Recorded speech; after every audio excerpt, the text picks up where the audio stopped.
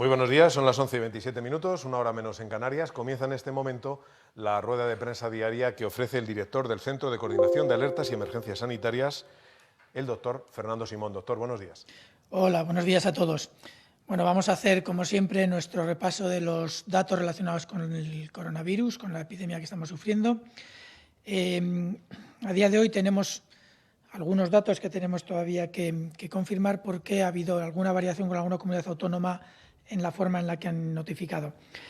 Hoy día tenemos 2.144 casos nuevos respecto al día anterior, lo que supone un incremento de un 1%.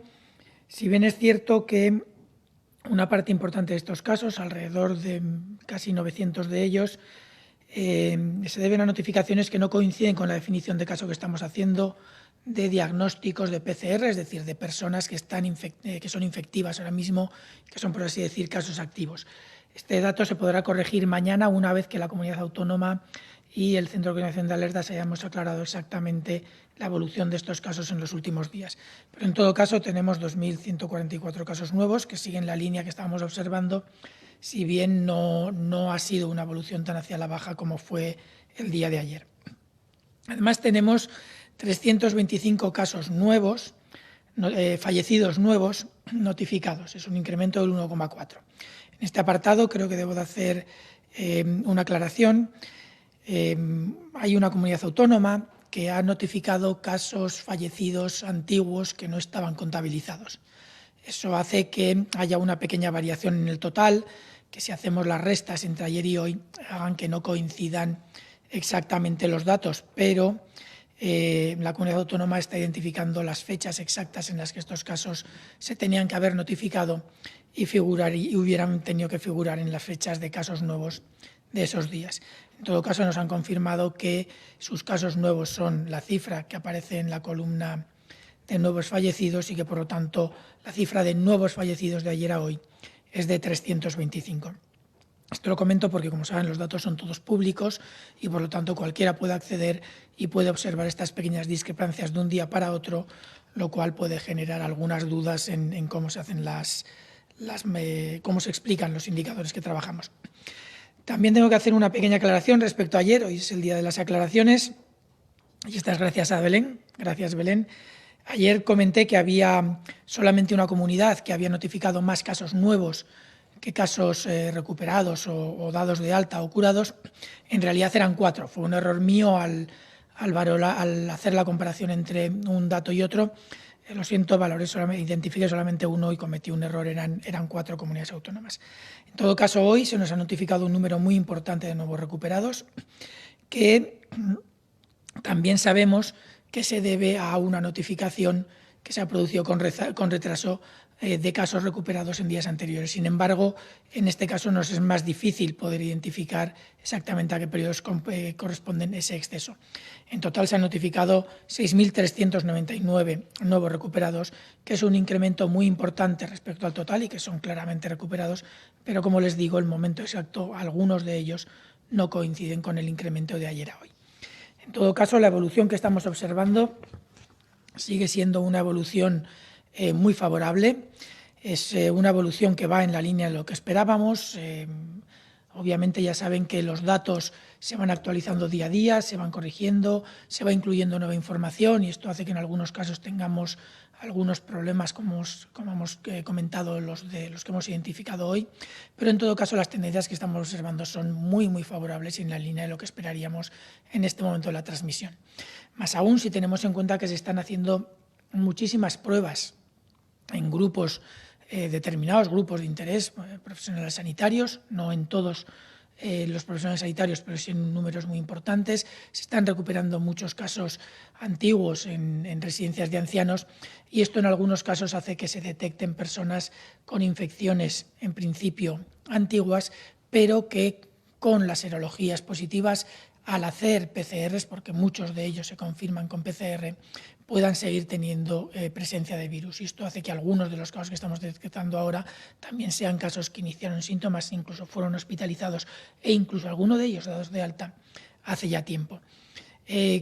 Con lo cual, por ahora consideramos que estamos tranquilos, la evolución es buena, tenemos que esperar, como ya hemos comentado en algún día también, estos próximos días para valorar el impacto de las nuevas medidas que se han ido tomando, que van en la línea de relajar un poquito, de aliviar las medidas de confinamiento, las medidas de restricción de la movilidad que había implementadas, y todo esto obviamente se tendrá que ir valorando con mucho cuidado. Y en base a eso es en base a lo que se tomarán las decisiones relacionadas con el famoso plan de la transición hacia una nueva normalidad que ayer se presentó y se aprobó en el Consejo de Ministros. Dicho esto, yo creo que podemos pasar a las preguntas. Sí, vamos allá. La verdad es que en el chat de los periodistas toda la aclaración relativa a las cifras era ahora mismo uno de los elementos más calientes. Por eso, si acaso surge todavía alguna petición más, se la formulamos al doctor Fernando Simón.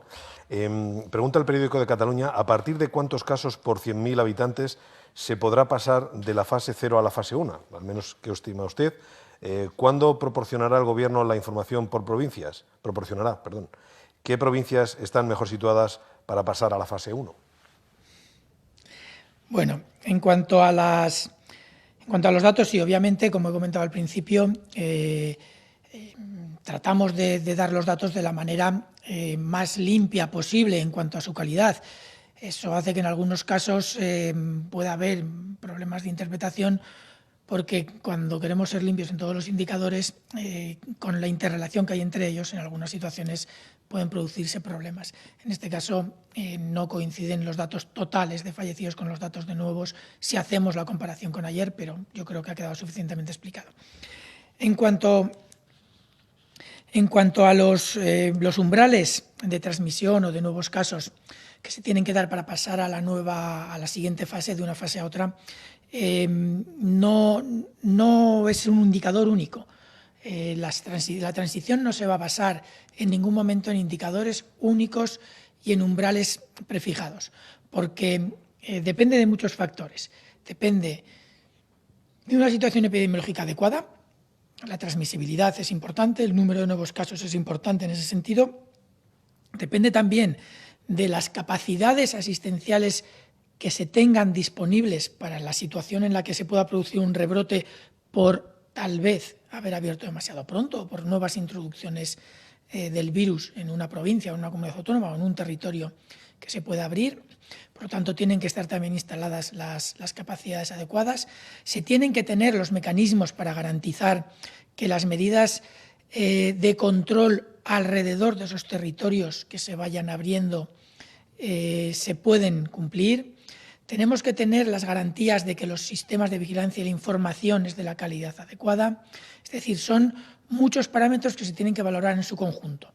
Tenemos, por ejemplo, entre otros, la capacidad del sistema para detectar, seguir y controlar cada uno de los casos y sus contactos, lo cual ya no depende ni de la situación epidemiológica ni de las capacidades instaladas, sino de recursos humanos en puntos específicos o en áreas específicas del sistema sanitario.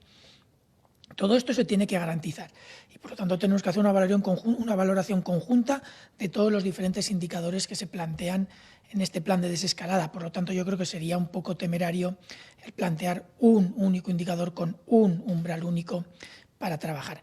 Sí que es cierto que estamos ahora mismo estableciendo las relaciones que se tienen que establecer entre esos diferentes indicadores, aunque no sean umbrales para la toma de decisiones, sí que tenemos que valorar algún máximo o mínimo que se tenga que producir como orientación, y todo eso se está trabajando ahora mismo entre los diferentes grupos, tanto del Ministerio como de las comunidades autónomas. De hecho, si no me equivoco, no sé si son ya las 11:30, a las 11:30 teníamos una reunión con la ponencia de alertas para cerrar la calidad, las definiciones de cada uno de estos indicadores y empezar a trabajar en estas interrelaciones.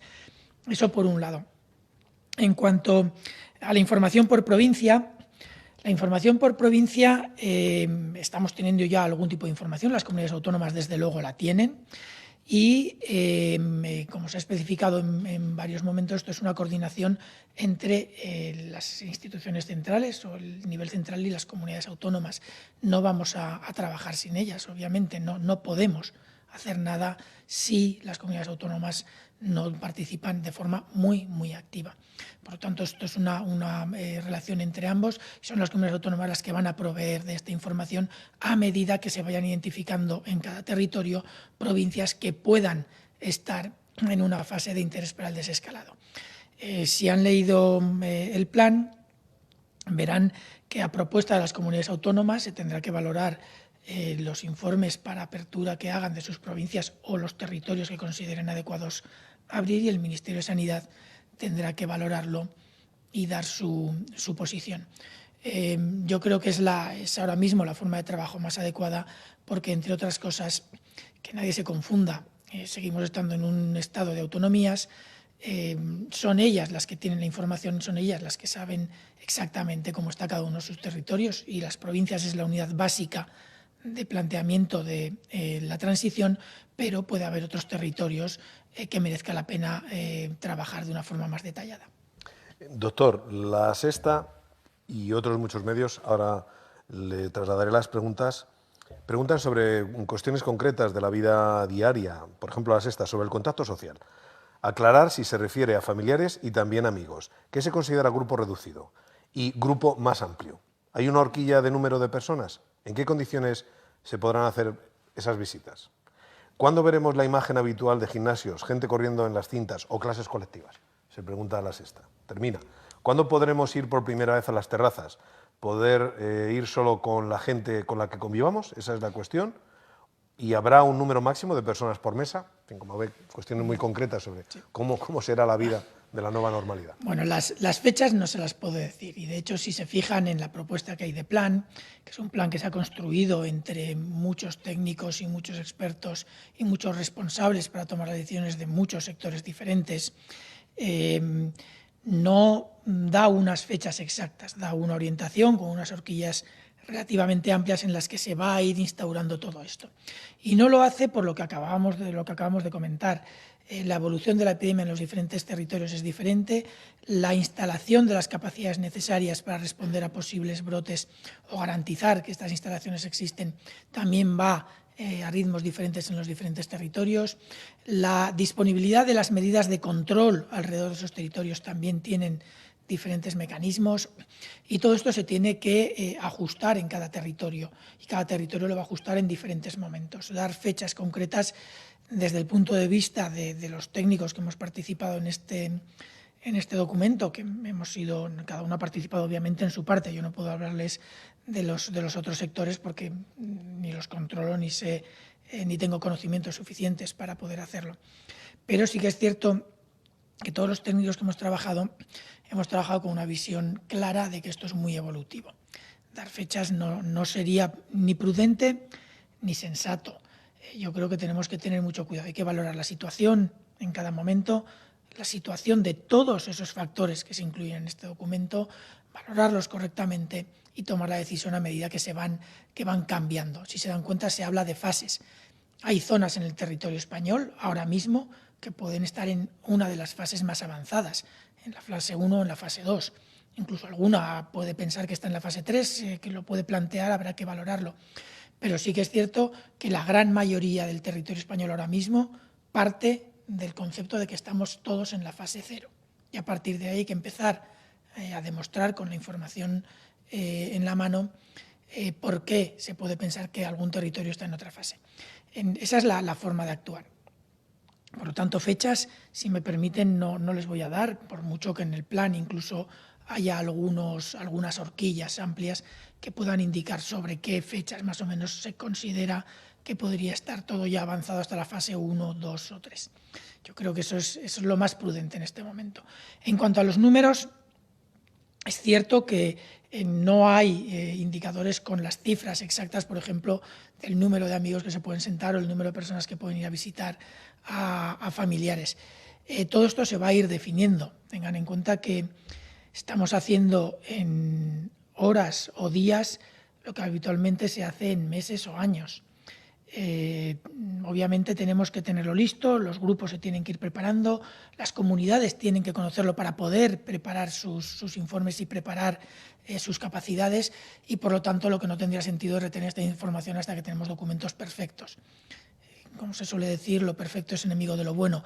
Y en este caso, en el que vamos viviendo en cuanto a datos, en cuanto a información, en cuanto a preparación y respuesta, por mucho que tengamos documentos previos preparados, casi día a día, tenemos que ir adaptando todos esos documentos previos, tenemos que ir tomando decisiones específicas, se tienen que tomar de forma, digamos, global, valorando todos los aspectos. No le puedo decir ahora mismo cuántas personas se van a considerar como grupo, no le puedo decir cuántas personas van a poder visitar a unos y a otros. Sí que les puedo decir que cuanto mejor apliquemos las medidas que reducen el riesgo de transmisión a nivel individual y cuando estemos en nuestras relaciones sociales, salgamos a la calle, vayamos a la compra o cualquiera de las medidas de alivio que se van a proponer en estos próximos días, cuanto mejor apliquemos las indicaciones y las normas de reducción de riesgos de transmisión, mejor y más rápido podremos pasar de una fase a otra. Informativos Telecinco lanza otra pregunta sobre los mayores. ¿Pueden, por ejemplo, salir ya el sábado a dar un paseo?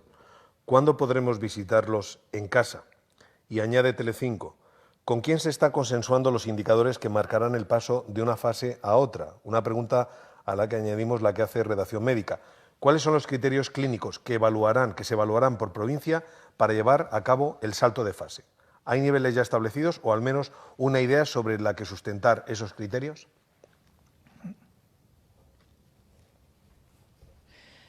Bueno, vamos a ver,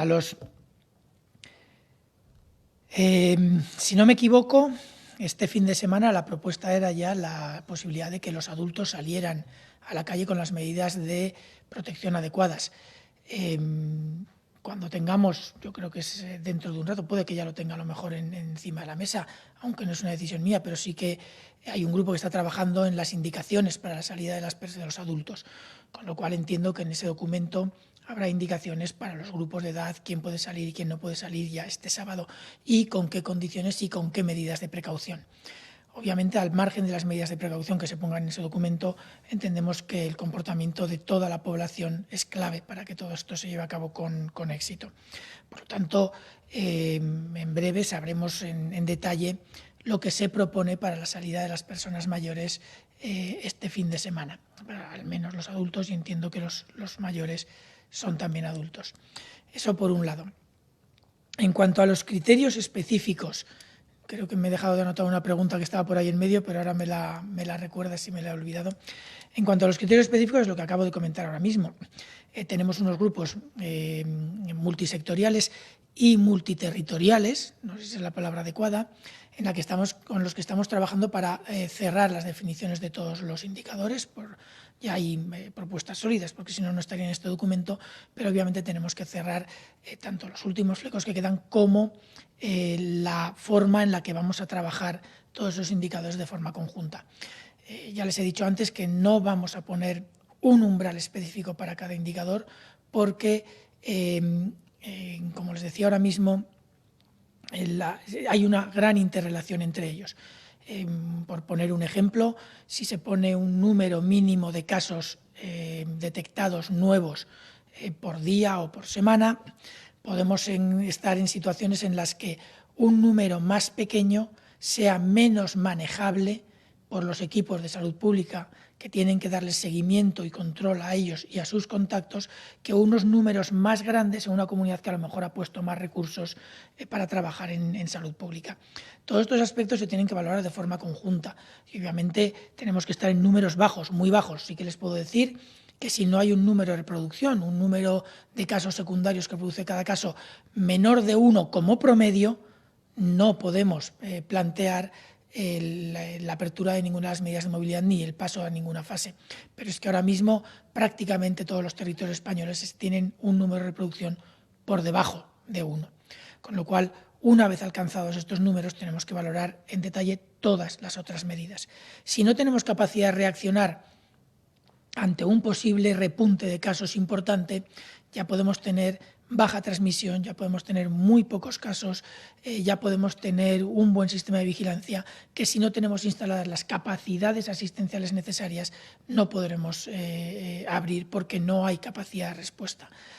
hay propuestas de umbrales para esa capacidad de respuesta. Las comunidades autónomas están trabajando en ellas y se tienen que adaptar de alguna manera porque la capacidad de respuesta que se solicita es la capacidad de acceso a los recursos y no la capacidad de tener siempre una cama de UCI, por ejemplo, al lado de la tuya. Y todo eso tenemos que valorarlo de forma conjunta entre las comunidades autónomas que propongan los cambios de fase de sus territorios y el Ministerio de Sanidad.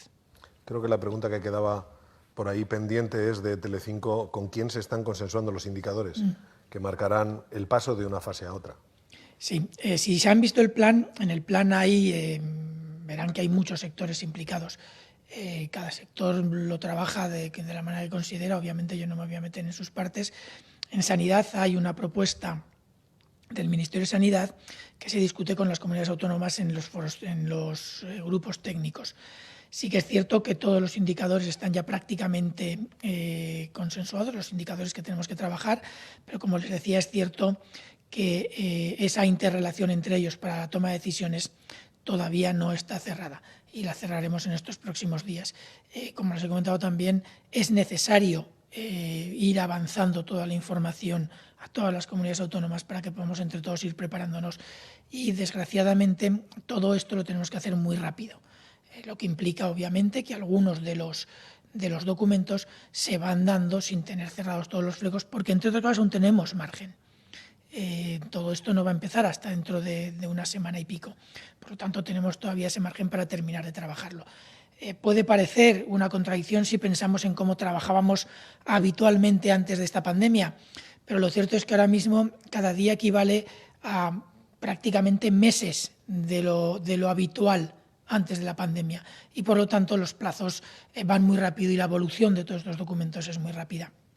También si se fijan en el documento queda claro que el Ministerio de Sanidad y fundamentalmente a partir de solicitudes o propuestas o discusión con las comunidades autónomas puede hacer modificaciones sobre algunos de los parámetros, actividades, etcétera, que se valoran, que están incluidos ahora mismo en el documento.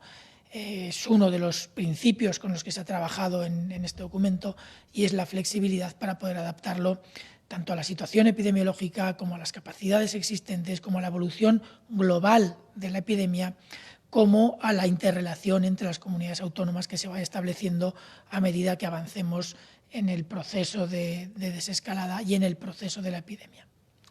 El Daily Telegraph pregunta por qué no hacer obligatorio el uso de mascarillas si el Gobierno ha comprado 700 millones y hay suministro nacional garantizado. Y Telemadrid, en línea también con lo de las mascarillas, pregunta, el presidente habló del uso muy recomendable de mascarillas en las fases y en la nueva normalidad. ¿Por qué no se ordena que sean de uso obligatorio en transportes públicos o establecimientos cerrados?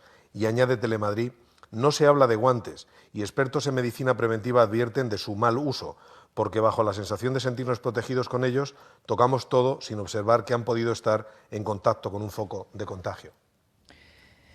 Bien, respecto a las mascarillas obligatorias o no. España ha hecho un esfuerzo muy importante. Es verdad que en el mercado que ha habido es complicado. Yo no sé mucho de compras y de mercado, pero por lo que todos mis colegas del Ministerio me comentan, parece ser que ha sido un mercado difícil. No sé si la palabra salvaje es aplicable, pero yo creo que todos somos conscientes de los problemas que ha habido a nivel global para acceder a muchos de los recursos. Todo esto va mejorando y ahora mismo España, con algunas posibles excepciones, cuenta con suficientes equipos de protección personal para todo el mundo y está acumulando y está haciendo reservas suficientes para toda la fase de transición. Obviamente todo esto va a ir llegando, tenemos suficientes stocks, pero tenemos que utilizarlos correctamente. El uso de mascarillas es una medida muy importante que puede reducir mucho la transmisión de la enfermedad, tanto a nivel global como en ambientes específicos como pueda ser el ambiente sanitario. Hay lugares donde ya es obligatorio su uso, como pueda ser en las personas que tratan pacientes COVID en los centros asistenciales, con lo cual yo creo que aquí no tenemos que entrar mucho. En cuanto a la población, es un debate importante el de si se hace obligatoria o no. Es un debate que además no está cerrado. Sí que es cierto que en este documento, si se fijan, se habla de la obligatoriedad de mascarillas en transportes públicos como el metro, autobuses, etcétera, cuando hay aglomeraciones. Y todo esto son situaciones muy concretas. Pero también tenemos que entender lo que significa el uso de mascarillas. No todo el mundo puede usar una mascarilla. Hay personas con problemas respiratorios que restringen el acceso al oxígeno que pueden estar en situación de no poder utilizarlas. Hay personas que pueden padecer crisis de ansiedad cuando utilizan las mascarillas. Los deportistas, cuando saben hacer deporte, difícilmente van a poder utilizarlas. Hay profesiones que por su nivel de alta actividad física pueden no tener la opción de utilizar mascarilla. Con los niños, por mucho que haya mascarillas infantiles, no es fácil el uso de las mascarillas o que las usen correctamente o que las lleven durante el tiempo suficiente y garantizar que las llevan puestas, por mucho que el padre esté atento. Con lo cual, una norma sobre el uso de mascarillas obligatorio, con todas estas excepciones que en muchos casos son difíciles de probar, es complicada. Sí que lo que hace el Ministerio de Sanidad es una recomendación, como ha comentado el secretario de Estado, que decía, no recuerdo qué medio, que decía una alta recomendación, una recomendación fuerte, como quieran llamarlo.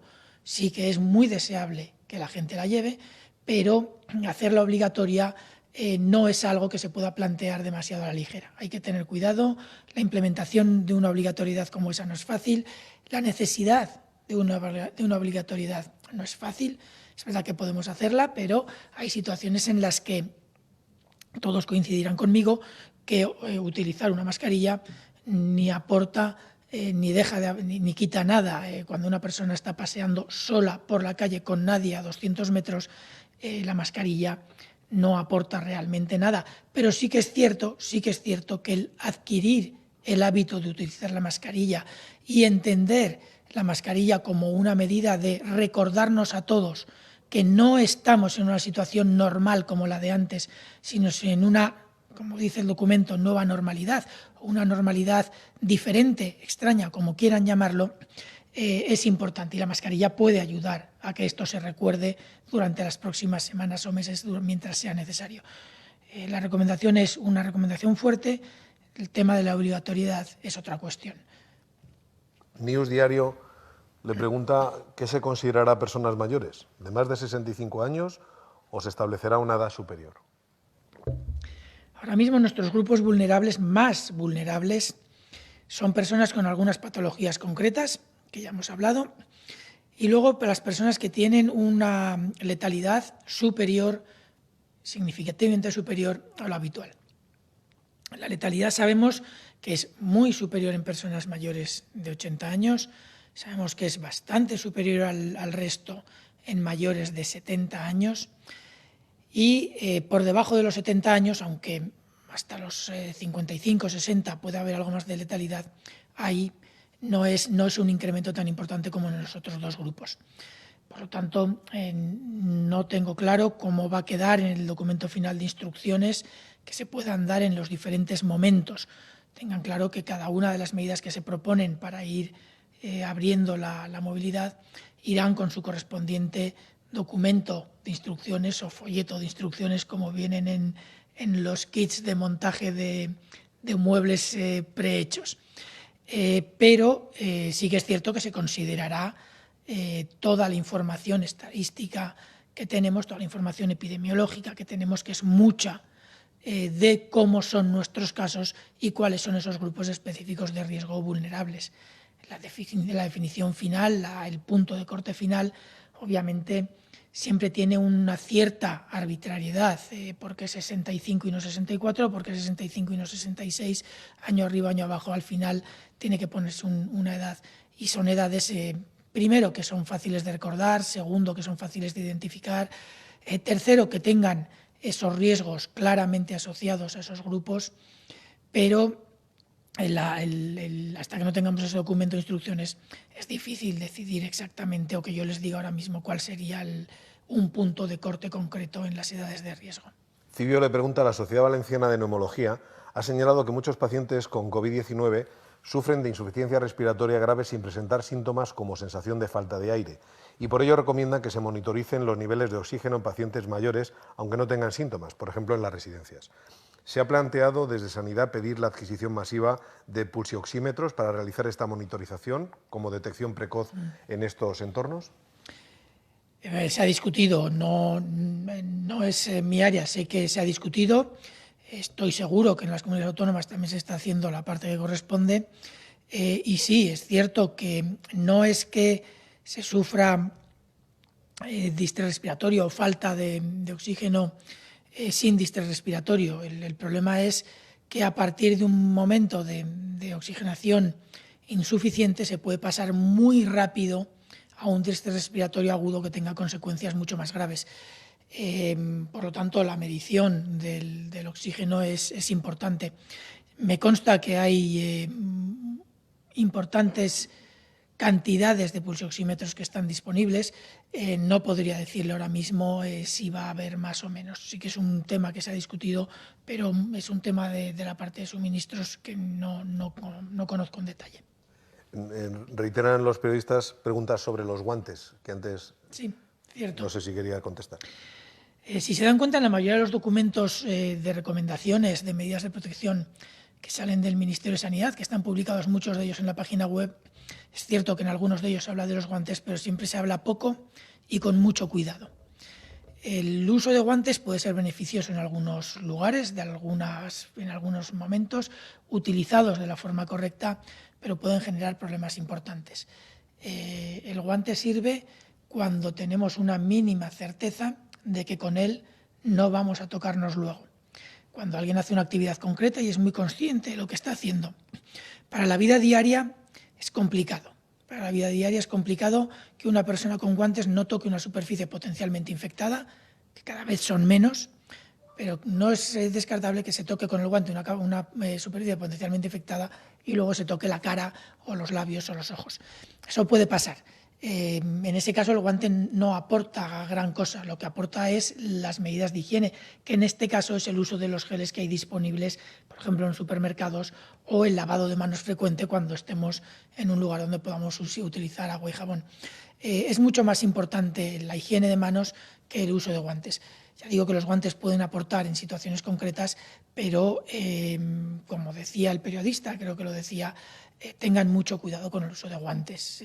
Hay que ser muy consciente de lo que se está haciendo cuando se lleva guantes porque lo que hacen en realidad es poner una segunda piel. Si la dejamos puesta no cambia el llevarlos o no. Y luego hay que ser capaces de desecharlos de la forma adecuada y tirarlos al cubo de la forma adecuada o desecharlos de la forma adecuada para que no supongan riesgo para otros. Los guantes, ya digo, son una medida más de protección, pero hay que tomarla con mucho cuidado. Es preferible garantizar que hacemos una buena higiene de manos a garantizar que todos llevamos guantes. Doctor, pues dejamos aquí las preguntas y las respuestas. Le agradecemos la comparecencia de hoy e indicamos que a partir de la 1:30, hora aproximada, como siempre sabe las gentes, las personas que siguen esta comparecencia y los medios de comunicación, está previsto que comparezcan el ministro de Sanidad, Salvador Illa, y el ministro del Interior, Fernando Grande Marlaska. Hora aproximada, la 1:30, comparecencia de Salvador Illa y de Fernando Grande Marlaska. Doctor, buenas tardes y gracias. Gracias a vosotros.